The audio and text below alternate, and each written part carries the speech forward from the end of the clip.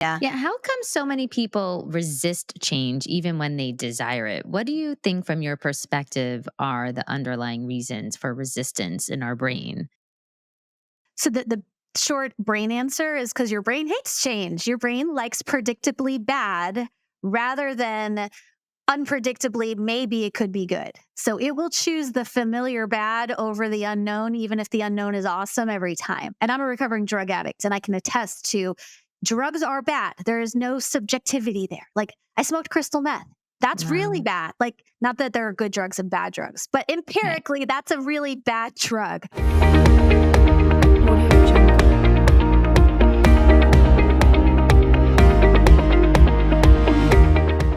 Welcome to the Well Drop, your home for owning your wellness. Each episode, we share drops of wellness wisdom and actionable tips to help elevate your everyday. Today, we're unraveling the mysteries of the mind and the barriers that keep us from living our fullest lives. I'm thrilled to introduce our guest today, Britt Frank, who is a powerhouse of knowledge. She's a human behavior expert, a licensed neuropsychotherapist, and the author of a groundbreaking book, The Science of Stuck. In her work, Britt offers a compelling look into why we often find ourselves trapped in cycles of stagnation and, more importantly, how we can break free. But The Science of Stuck is not just a book. It's a beacon for anyone who's ever felt paralyzed by fear, doubt, or the unknown, which I think probably includes all of us. Britt doesn't just spotlight the problem, she arms us with the understanding and tools needed to navigate our way out of the stuckness. So, today we're not just talking about the what and the why. We are diving into the how to recognize it, how to confront it, and how to move past into a life of fulfillment and growth. And with Britt's expert guidance, we'll explore the science behind our mental blocks and discover practical steps to unleash our potential. Britt, welcome to the Well Drop. We're honored to have you with us and so excited to start learning from your insight and expertise. Thank you so much. That was such a kind, generous intro. I'm all warm and fuzzy. I'm so happy to be here. So I'm so curious, how do you define being stuck? What does Thank you that mean? because being stuck, I think you bring up that word, everyone is going to nod, certainly since the pandemic, where we were all literally stuck. The way I use the word, and it's so important, especially in this sort of like Instagram expert, everything is an easy fix kind of world that we live in. When I'm talking about being stuck, I'm assuming you have solved for safety. So you know where you're sleeping. You have enough money to live. There's no logical quote reason why you know what you want to do or what you should do, but you're not doing it. So for me, the science of stuck is not let's solve global poverty and oppression. It's how come you're not getting off the couch? And even though you know exactly what you're supposed to do and you know you technically could, you're not. Like we don't do the things that are best for us. And it's not because we're terrible people, which is it's such great news for people who are filled with that inner critic guilt thing all day long. Like there's a reason we get stuck. It's not because you suck and there is a way. I love that you mentioned that, because I think we, especially as mothers, are such guilt trippers of ourselves.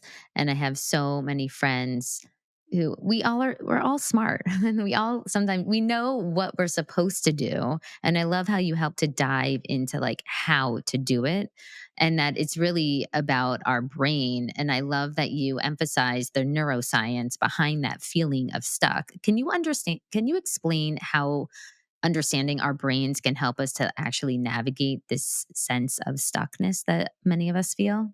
Yeah, and I really loved in the intro where you said we're not going to dive into the why, but we're going to talk about the how, because I think that why question, I know that why question keeps everybody I see in my practice stuck, including myself. Why am I doing this? Why am I not doing it? Why can't I start the thing? Why can't I Mhm. stop the thing? Why can't I do that? Like we don't this is me as a therapist saying, you don't need to know why you are stuck to get unstuck. Like, why is an interesting question? Like, yes, go to therapy and dive into mom and dad and family and genetics and all of that. But when we're talking about life is coming at you 1,000 miles an hour and you have 25 plates plus all your kids and their plates spinning, don't ask why. Ask what? What are my choices? Our brains, the logical part of our brains, will sit and just spin on the why. And that's what, they used to call analysis paralysis. Hmm. And so thinking about things is great, but thinking does not move the needle. Our brains like patterns, predictability, consistency. So if it's consistently bad for you, your brain's going to go, let's do that. Because our Yeah. brains are not wired for health and happiness and love. Our brains are wired for find the pattern, conserve the energy, repeat the thing. If she's not dead, it means the thing is working, even if it's bad for you. So it's so helpful to know when it comes to your brain, all change, even good, healthy, positive change, is going to register as, don't do that. And that's why your brain fights you so hard when you want to make changes. That does not mean it's like, okay, I guess you're just out of luck. That's just your brain. But if you know that the settings are set in one direction, that can help you to change it. I think of it like driver's ed for the brain. If you don't know how to drive a car, of course you're going to run into things and run out of gas, but your car doesn't suck and neither do you. You don't know how it works. The gas pedal hits go, the brake pedal stops, and our brains are very much the same way. So, what are strategies, one or two of them, that we can use to become unstuck or to embrace positive habits when our brains are pushing against it? And I get such pushback on this from everybody, from like peak performers and global business people. And everyone says, this is dumb. I'm like, I know. I'm sorry. Brains are braining in a dumb way, but it works. Number one, don't ask why. Don't ask why. In the moment, when the building is on fire, you're not going to sit there and go, I wonder, why is this building on fire? And I wonder what the origins of the fire are. And, what the fact, it's like, get out of the building. When the building is on fire, you say, where is my exit? When you're stuck with whatever it is, and the main areas, family, fitness, finances, friends, it's sort of all the F words that we get stuck That in. is funny. I like that. Right? Our version of where's the exit is what are my choices? Because we're so used to beating ourselves up, you cannot beat yourself up and be action oriented at the same time. Like those Mhm. two things don't work together. So if you're saying, what are three choices available to me right now? Like actual choices. If you hate your husband and you hate your job and you hate your kids and you're like, I wish I don't have this, I never did this life. Like those are not viable options for you right now. But maybe we can find three choices that are. And if you can tee up choices, and if everything feels too big, make them smaller. I call these micro yeses. So, like a micro yes for starting a fitness routine is not take a 10-minute walk. That's too big for our brain. Like our brain, it should be small. It's not to your brain. Sorry. But a 5-minute walk might still be too big. Put your sneakers by the door. That's a micro yes. A micro yes is something so stupid small that it's easy to do. And what that does is it helps train your brain. This thing is not going to literally kill her. So then we can do something else. And then we can do something else. But micro yeses compound a lot faster than trying to do the big thing. And I call it brain indigestion. You try to do the big thing, your brain can't metabolize it. You get stuck, you beat yourself up, you feel shame, and then you do the opposite. That's when we drink. That's when we binge shop or whatever the things are that we do too much of. Yeah, it's a So, never ending cycle, right? It's that loop yes. of people just can't get out of it. And I love the idea of I'm so action oriented and just taking those tiny steps. And we talk about that a lot, from wellness lifestyle standpoint. Just do one small change, and then you take that small change and you keep building upon it. And it's like you're walking up that staircase, and it's small baby steps. You're not jumping 5 steps at a time to get to the top, because you're never going to make it to the top. It's a marathon, it's not a sprint. And so what happens in a marathon? You got to keep your heart rate at a steady level so that you can finish the mileage. Otherwise, as a sprinter, you're going to just pass out in 2 seconds and you're never going to get to the other side. And I think as women, and especially mothers, we're emotional beings. I think we think very differently than our male counterparts. And it's much easier sometimes for them to do this because they're a little bit more rational sometimes than us. And especially, as women and moms, we are constantly feeling like never good enough, never this. Like we're always battling in our brain and like making ourselves crazy. And I love the idea of just think of those what is my three little choices for the day? And then as you start building that habit, you start giving those are naturally positive affirmations for yourself to keep moving forward. And I love the idea of stupid small, that I'm going to use that all the time, because it doesn't have to be. And it strikes me that I'm thinking also in terms of parenting, changes I want to make with the kids, that I assume, and correct me if I'm wrong, that their brains are doing the same thing that we are. If we're making a change, for instance, in my house, reducing video game time, maybe instead of, ripping it out of the wall, which is what my husband wants to do, small changes to lead to better habits for the long term is the smarter choice. Is that, stupid small, is that something that you recommend using for parenting changes as well? And again, stupid small is the operative word, because a lot of people think, well, this should be easy. This should be small. But if it's not, it's not. And so make it smaller.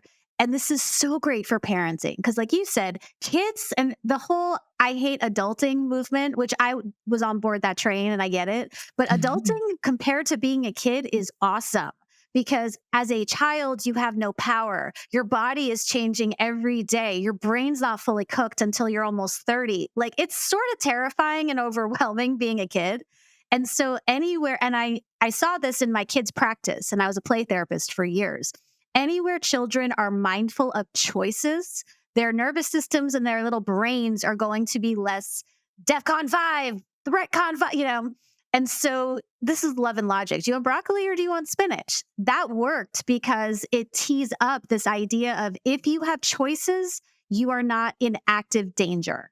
And so even if they're bad choices, even if you don't like them, little people who are trying to break a video game habit, imagine if someone took your phone out of your hand and said, you're done with your phone. I would lose my mind. And I'm a fully grown adult person with a therapy license, and I would lose my mind if someone took my phone.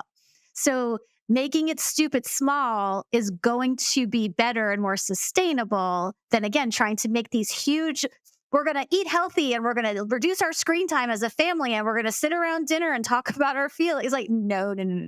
Like, let's go with 2 minutes less screen time or 1 or 30 seconds, because it needs to be small enough that it's stupid small and stupid easy. And then you feel a sense of accomplishment because you're actually able to do it, which then produces motivation. Everyone thinks motivation is the thing you have before you start doing something. And it's not true. You don't need motivation to do a thing. Motivation comes once you pick up a habit and you start doing the thing. So for a kiddo who did whatever the thing was, his little shot of dopamine is going to tell the brain, we should do that again. And so then you do it again, and then motivation hits. But motivation is very, very seldom the thing that gets you going. It's the thing that kicks in once you start going. So we have to solve for the starting gate, and micro yeses do that. I'm so fascinated also by, you talk about the role that past traumas have in the feeling of stuckness. So you address this myth of motivation. What role do our past traumas have in how we address this feeling of being stuck? We need like 5 hours to dig into the trauma question. And then we're going to have you come back for a trauma episode. And then I'm fascinated with generational trauma too, which is probably a whole other story. We need a series. We need a whole trauma series. Well, because trauma has gotten trendy, which is so wild to me. 10 years ago, nobody was talking about trauma. And then we've sort of over-indexed from there is no trauma unless you are a war vet or, in an earthquake or something like that, to now everything is triggering and everyone's a narcissist and everything is trauma. And it's like, oh, no. So trauma, by the definition that I use as a trauma therapist, is anything that is too much, too fast, or too soon for your brain. And that's not my definition. That's Dr. Peter Levine, who's awesome. And he created somatic experiencing, which is wonderful. Trauma is anything that's too much, too fast, too soon, or something that you needed that you didn't get enough of. In other words, it's brain indigestion. So I could go through something horrific, but for whatever reason, my brain doesn't have a problem with it. You could go through something that's, quote, not even half as bad and have PTSD symptoms. And that's not because I'm strong and you're weak. It's because the unconscious parts of our brain get to decide what we metabolize and what we don't. Sort of like with food. I could eat a cheeseburger and tell my stomach, you should just like this. You should digest this and we should have no problems. I don't get to make a conscious say about whether or not I'm going to tolerate gluten or dairy. I can contribute, but digestion is automatic. You don't get to tell your stomach how to do something. Trauma is the same. So even if you think you had a great childhood with perfect parents, and sidebar, no one did. No one does, because all parents are human and all humans Wait, are you saying I'm not a perfect parent? Forget my parent. Just kidding. I mean, really, right? So, well, the nice part We're is all going to mess up our children somehow. kids don't need perfect parents. What a hard, impossible bar to set for a kid. If you're a perfect parent, your child is very much out of luck. So much better to be a human parent who models, here's how we make mistakes. Here's how we repair things when we mess them up. Repair is so much better for a kid than perfection. But I digress. Trauma.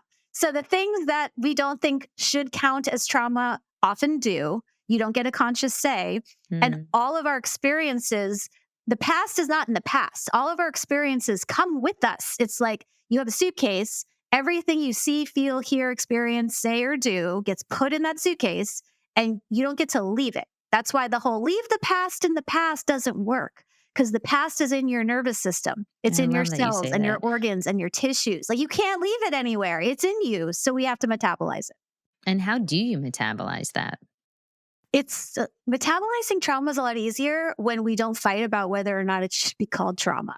So I've spent hours in my office with people who, truly have wonderful lives. And it's good to have perspective on resources and privilege and all of that. And all humans have pain. Your pain might not be, quote, as bad as someone else's. But again, that's like saying if you broke your leg, you shouldn't go to the hospital because someone down the street broke both their legs. It's like, right. My leg's broken, I'm going to the hospital. Trauma's trauma for you without comparing it. Trauma metabolizes first and foremost when you just accept that life wasn't perfect. And it's okay. It's not about blaming people. It's just about going, all right, if I'm stuck in this area, maybe somewhere along the line, my amazing parents who loved me so much because they weren't perfect missed something. And again, it's not parent blaming. It's just, what's the impacts? It sounds like you're first creating the awareness. Yes. That's the hardest part. Hardest part. It's the hardest part. Once you get to this is what it is, then it's finding safe, supportive people who can witness and working with body sensations and understanding how that all works. And that's a process. It's not like easy. But I didn't accept that I had trauma until I was almost 30. Now, what you're saying really resonates for me, because I had 4 grandparents who were Holocaust survivors and 2 parents who were born in communist occupied Hungary and had really significantly traumatic early stages to their lives. And my parents are amazing, but I, as a teenager, especially, didn't feel like anything in my life mattered. It wasn't bad. It wasn't traumatic because it couldn't compare. But of course, that's something significant to be compared to. And it doesn't mean that you don't have some sadness in your own life, no matter how blessed you are. And I think that that's so important to remember. And the perspective is great, I think, to remember when you are blessed, how fortunate. And that's really been meaningful and important to me.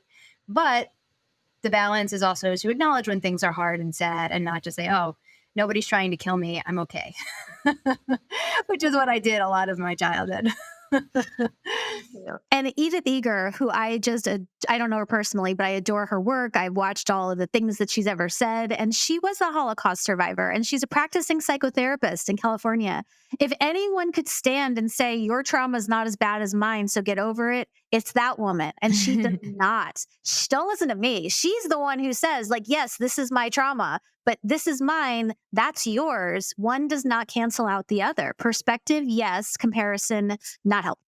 Yeah. Yeah. How come so many people resist change even when they desire it? What do you think, from your perspective, are the underlying reasons for resistance in our brain? So the short brain answer is because your brain hates change. Your brain likes predictably bad rather than unpredictably, maybe it could be good. So it will choose the familiar bad over the unknown, even if the unknown is awesome every time. And I'm a recovering drug addict, and I can attest to drugs are bad. There is no subjectivity there. I smoked crystal meth. That's really Wow. bad. Like, not that there are good drugs and bad drugs, but Right. empirically, that's a really bad drug. And I would still do it. So, am I just stupid? Am I just lazy or unmotivated? Or were there brain? Yes, trauma. Yes, life. Yes, lots of things. But it helps to know your brain is going to fight you. What that does is takes down the shame. What's wrong with Mhm. me that this is a thing? There's nothing Mhm. wrong with you. That's how your brain brains. So, if we can take the shame off of it, then we can reduce the cortisol and the stress hormones that are coming because you're beating yourself up. And then we can get to a baseline where change is now possible. But that's the science answer. The psychological answer is we resist change because change upsets everything. If you have a married couple and one of them gets fit and healthy and gets their finances in order and starts living their best life, and the other one is drinking 4 bottles of wine a night, there's going to be a disruption in that relationship. There's a Yeah. disruption in your friendships if you start making lifestyle pivots and they don't. And there's a grieving to saying goodbye to what was familiar, even if Mhm. what's coming is awesome and great. And grief's a 4-letter word in our culture. And we're barely allowed to grieve when people are dead, let alone, hey, you have to grieve that you got a job promotion. Sorry. Yes, it's funny. I say all the time, we moved to Miami during COVID, and it wasn't really a choice that I wanted. And while it was a great decision for the family, I said like there was so much trauma for me of moving to a place that I really never wanted to go back to. Not for any reason, nothing negative. I grew up in Miami and I loved my childhood. It was amazing. It was beautiful. It just I'm a city girl. Like I love a city life.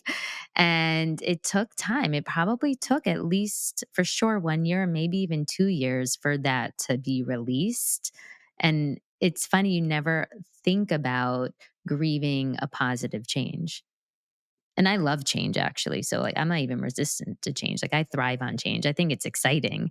And my life is great here, but I still had to grieve, I guess, the suddenness of it, not having the Well, closure. you grieve not being close to us. Yes, I'm saying not having closure, leaving amazing friends. Like we loved our life. Like there was nothing, it's hard to leave something that's really good to go to something that's also really good.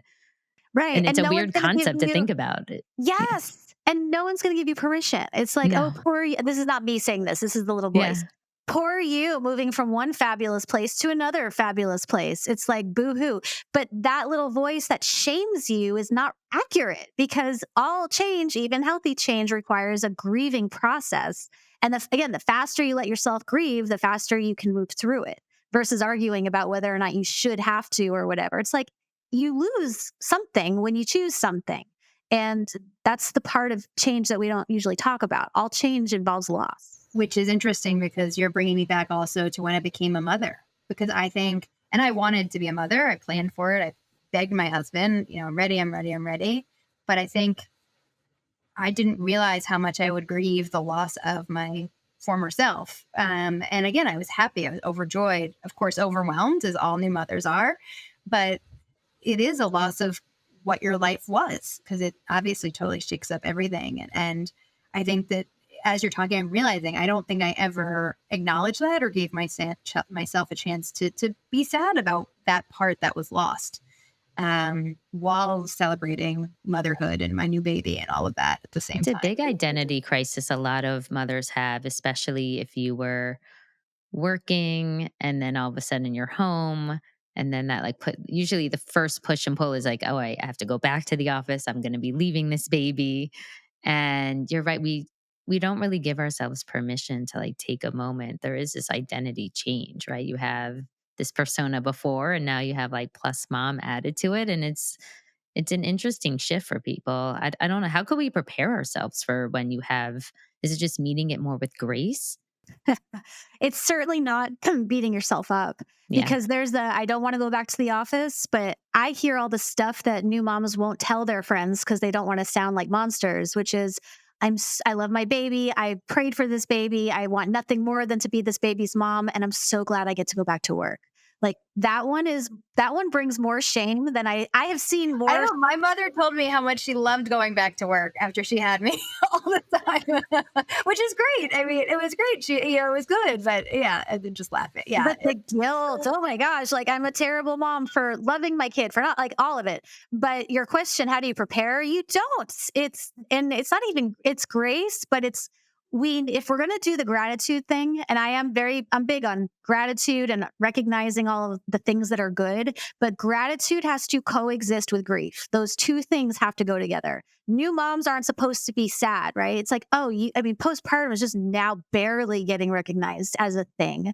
But you're supposed to be happy and you're supposed to have this perfect social media thing where the child does the perfect breastfeeding and your house is clean. It's like, permission for it to be a hot mess for a Yeah. while would be a good starting point.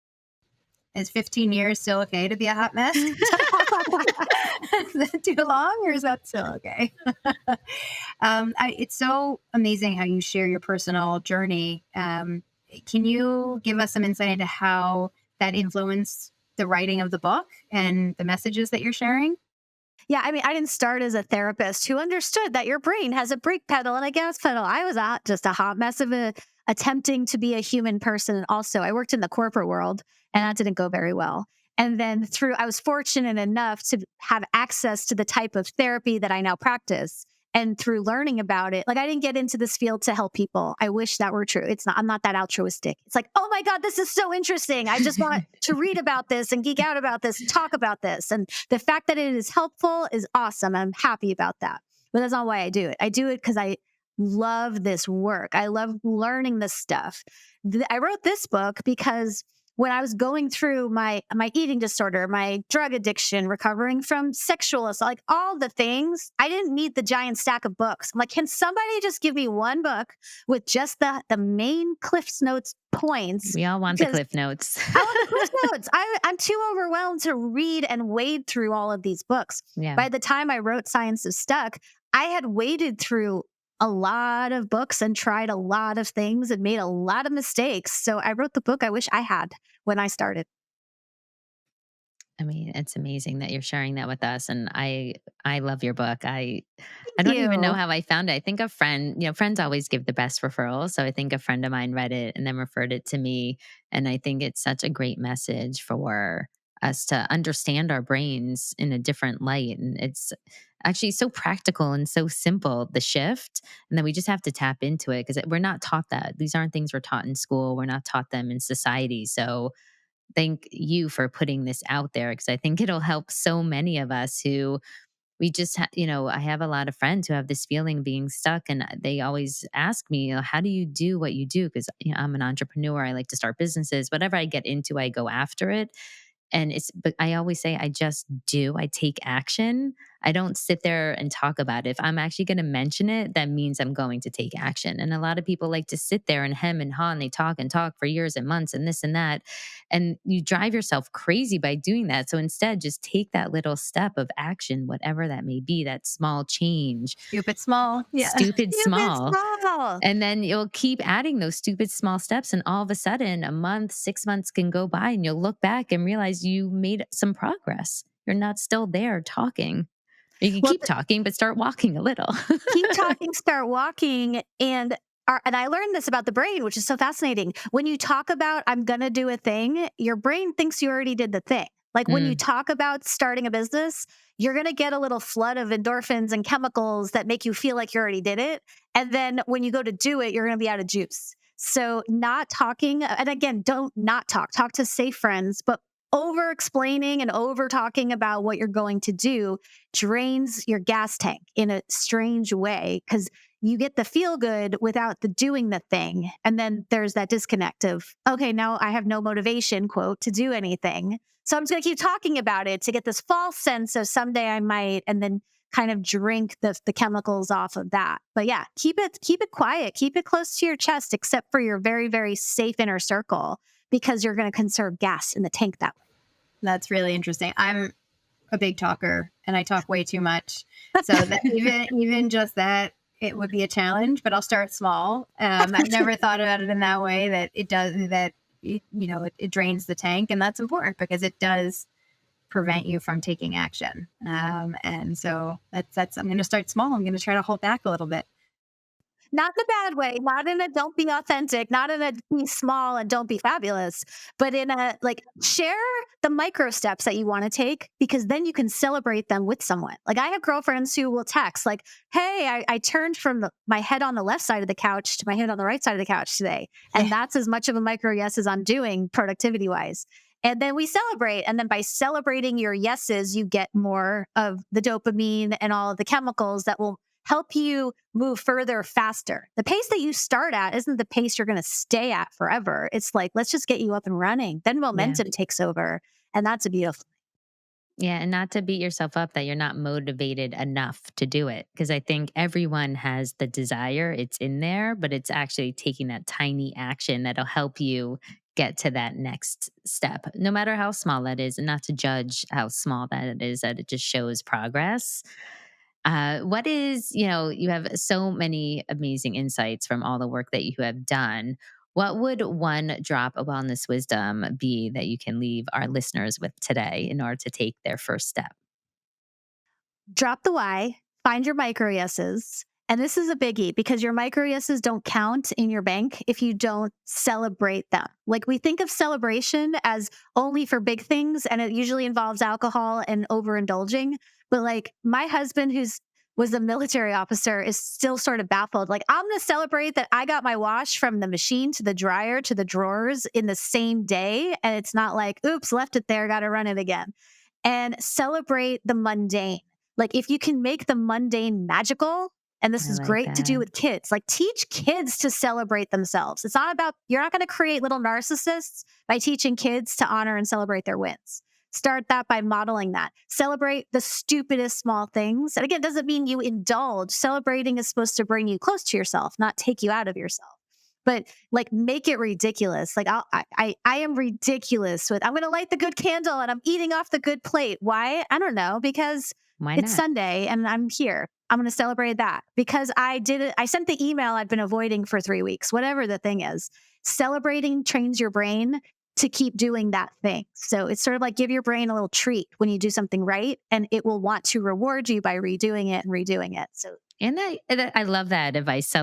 Make the mundane magical, and especially for families, that how much like joyful energy does that bring into whatever that may be, even if it's for your kids. Like you put your plates in the sink. Oh my God, you washed them and put them in the dishwasher, and just being silly. And maybe it brings back, it's a great, moment to bring back that sense of play and joy. It's not just for a birthday or something big like they did, amazing on a test or something like that. Those little things that, oh, you actually like got your plate and your fork today. Like you cut your food. Like, I don't know. I think it could be as simple as that, like you're saying, and that I really like that perspective to help bring that into the household. And I would say don't to continue even when they're teenagers, because even if when my teenager kind of rolls her eyes at me, I still get a sense that it's meaningful, and as long as you can look past the eye roll, it's like, okay, I know that this is seeping into your brain somehow. Yeah. It'll come back. Like be silly with them. I'm like picturing like throwing on like a silly song, if like you're at a sports event and they like put on the song, like do that in the house. Do that on Tuesday just cause. And it's not coddling. This is not about overlooking mistakes. It's not about not disciplining. This is the yes and. Like do all the parenting stuff and throw in magical and celebratory and silly and joyful, because there's brain chemistry that will reward you for that. It's not just conceptual. Like that does a lot of jobs by celebrating the silly stuff. Britt, thank you so much. This has been so insightful and yes, I've learned so much from chatting with you. And thank you so much for taking the time to be here with us today. Thanks for having me. This has been great. And we can't wait to have you back on. We're going to dive into some nice trauma next time. So much to discuss here. One of my favorite topics. Thank you so much. And definitely check out The Science of Stuck. We will put a link in our show notes. It is a book not to be missed. It can be read on your next spring break. Read a page every night, whatever it takes. There's always time for a really good book. Thank you so much, Britt. Thank you.